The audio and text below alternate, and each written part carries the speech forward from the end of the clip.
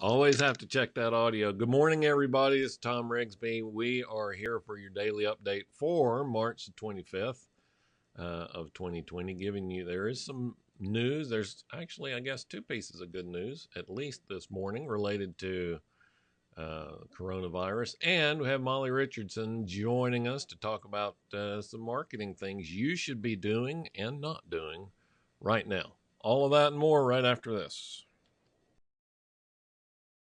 This is 7 Minutes in the Morning, where 5 days a week you get tips and hacks dedicated to helping business owners and leaders just like you find and break through the one thing that is preventing your success. And now, here's the host of 7 Minutes in the Morning and your results coach, Thom Rigsby.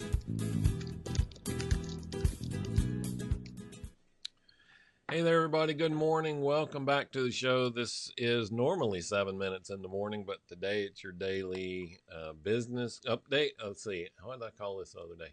Your daily update for small business on everything new with coronavirus and COVID-19. If this is the first time you are joining us, welcome. Thank you. Appreciate you being here. Do as others do on a regular basis, just like Catherine. Leave a comment. Let us know that you were here. If you have a question, a topic, need something clarified, or otherwise just want to broadcast to the world, drop those in the comments as well, and we will get to them. Now, this fair warning, we are multicasting to lots of different places.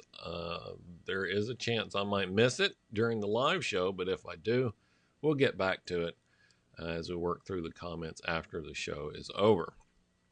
All right, so I know you're all riveted to know what the numbers are today, so I'm going to jump straight to that. It's good.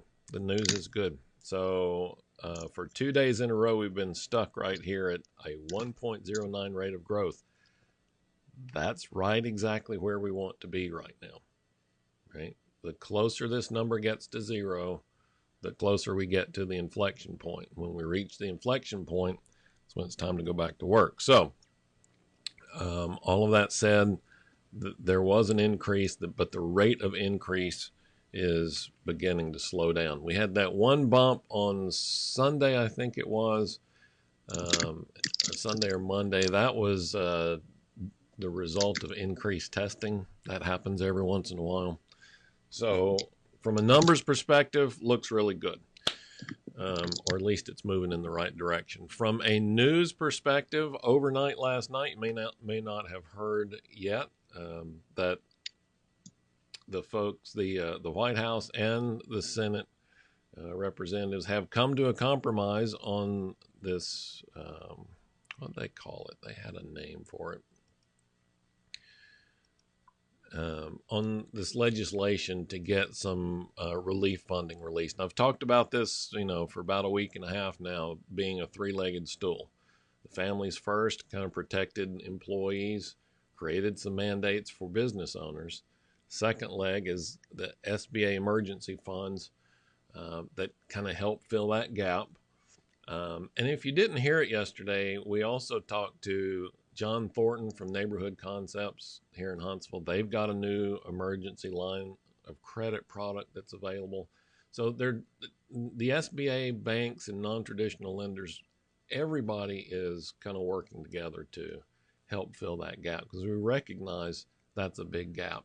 Here's the third piece. This is the third leg of that third-legged stool, is actually getting some funds and some money out into the hands of people who are affected. So we're not, this happened in the last couple of hours. We don't have a full understanding of what's in there, what it's going to look like, how it's going to work yet, but we do know that included in there is direct payment to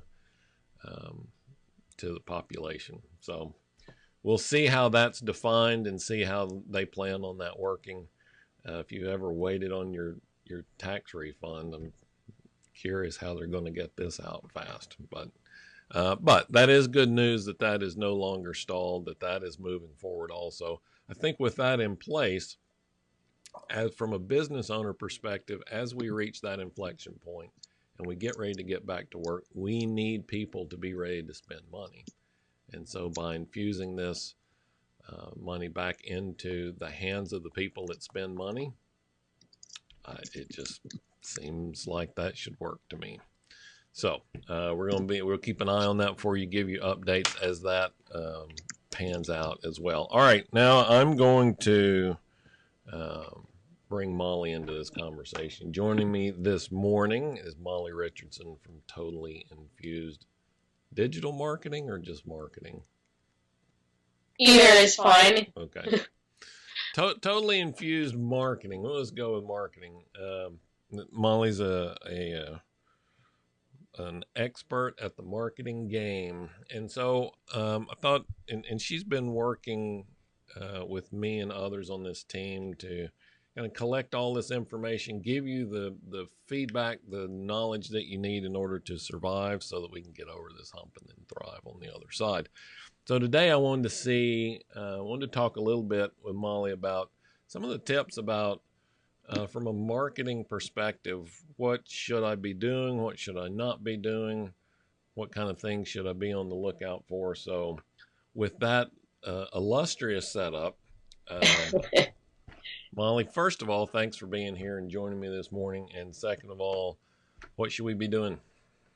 Awesome. Thanks for having me today. And this morning I got up early just so I could be on this show with you, as always. Great to talk with you. The biggest mistake I see, I'm just going to dive right in. The biggest mistake that I see right now is companies are not addressing the coronavirus. Yeah. So most of them have, if they've had to close or change their hours. Obviously, their business has been impacted, but there's still maybe 25-30% of businesses who haven't necessarily been really affected. They haven't been forced to close, but they haven't necessarily made any sort of, we're still operating as normal, or addressing any concerns someone might have. Say you're an HVAC person and you're going out and you're servicing units. Well, obviously there's very minimal contact, but there's probably a few things you're doing above and beyond. Maybe when you get there, you're just talking on the phone, or you're keeping your social distancing, or what are the different things that you're doing? How are you, in other situations, maybe like how are you like disinfecting things, right? So just really make sure that you're at least addressing it at some point, whether that's social media, emailing your customers, or simply just communicating it when someone kind of talks with you. But definitely you have to address it at this point. Pretty much all of the U.S. is going to be in quarantine here soon. So definitely make sure you're addressing it. Well, I think one of the important things to bear in mind, we talk about this a lot, is we have to present our product, our offer, in the context that the customer is looking for. We have to answer the questions that they have. And right now, the questions that top of mind for everybody is related to this virus, right? And so the things that you pointed out, even if you are a business that's otherwise not impacted, people want to know that you're taking the steps necessary. If I do call you to come fix my plumbing, which going to be a big boom in plumbing problems here soon. But fix my plumbing, clean the HVAC, whatever, that you're taking the steps necessary to not bring it in the house with you. So it's kind of crazy to not say anything about it. And I had this occur yesterday. I looked at somebody's website, had nothing at all on there about it. I'm like, I wonder if they're even still open, because surely they would have said something about it by now, right? Yeah. Especially on social media. Some companies don't have the capacity to quickly and easily change their website. So I wouldn't doubt that some companies haven't really updated their site for it. But from a social media perspective, that's where you should be able to get the latest and greatest news. And you definitely need to have some type of post or comment there. The next thing I'm seeing is a lot of people are pulling back from advertising. I don't think that's a huge problem, but keep in mind that now a bunch of other advertisers are also pulling. So now's a really good time to get really cost-effective advertising, at least digitally. The other thing is you want to make sure that you're staying top of mind. So when you're running this advertising, it's staying top of mind during this time. So really, this will end at some point. And this could be the moment that you need to kind of outpace some competitors who might have been in the market for a longer period of time, or who might have a little bit bigger of a brand awareness. If you take this opportunity and this time to run ads, on Google and on Facebook, I mean, you can get away with running $1 a day on Facebook, $10 a day on Google, like, very minimal numbers. Now I would recommend a little bit higher than that, but you could get away with very minimal numbers and just keep your brand in front of people searching, different needs and or on Facebook. Because honestly, like, everybody is right now on their phone all day, on social media. So if you're running social media advertising, you're going to stay top of mind, and you should be focusing on just creating value in that, obviously, not trying to generate profits. Right. Okay, so we have to respond. We should take advantage of the opportunity that everybody being on their phone is giving us. What else do we need to think about? Think about some of the active campaigns you might already have running. So when you might already be running Facebook ads or have Google ads up and running, maybe you have some TV or radio commercials, right?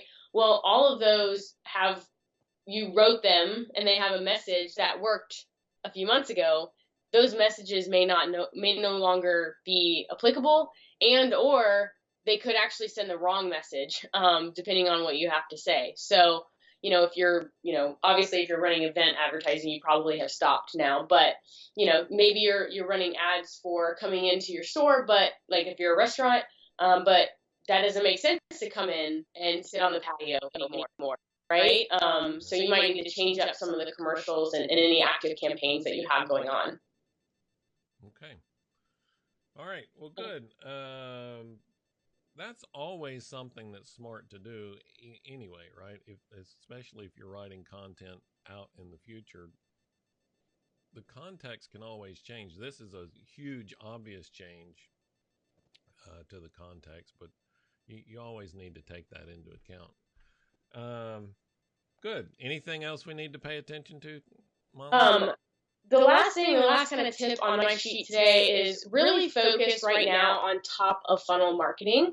So for everyone, that means kind of brand awareness, things that get people into your pipeline. That includes things like your blog, your email marketing, like just of value, your social media. So the goal really with the top of the funnel is to create an audience and not necessarily maximize profits. Now, obviously, during this period of time, you still want to continue your sales pipeline as much as possible. But from a marketing perspective, you definitely want to be focused just on adding value, being helpful, and creating an audience. So at the end of the day, once this is all over, you're ready to you've started collecting and building some more potential loyal customers during the downtime. All right, very good, Molly. Thank you. Appreciate that. Is the website the best way for folks to get in touch with you if they want more info? The best way to get in touch with us is definitely our website, totallyinfused.com. We've got a form on there if you're interested in working with us or have any questions. And also on social media, obviously on all the platforms, we're there hanging out. Okay, cool. Thanks for being here. Appreciate it. Thank you. All right, that's going to be the show for today. Thank you so much for being here and joining us. Remember, if you have questions, comments, or anything you would like for us to tackle tomorrow or later in the week, be sure and leave those down in the comments. We'll look through those as we work through the day-to-day. Otherwise, you guys have a fantastic Wednesday. Wash your hands, stay safe, social distancing stuff, and we'll see you back here again tomorrow.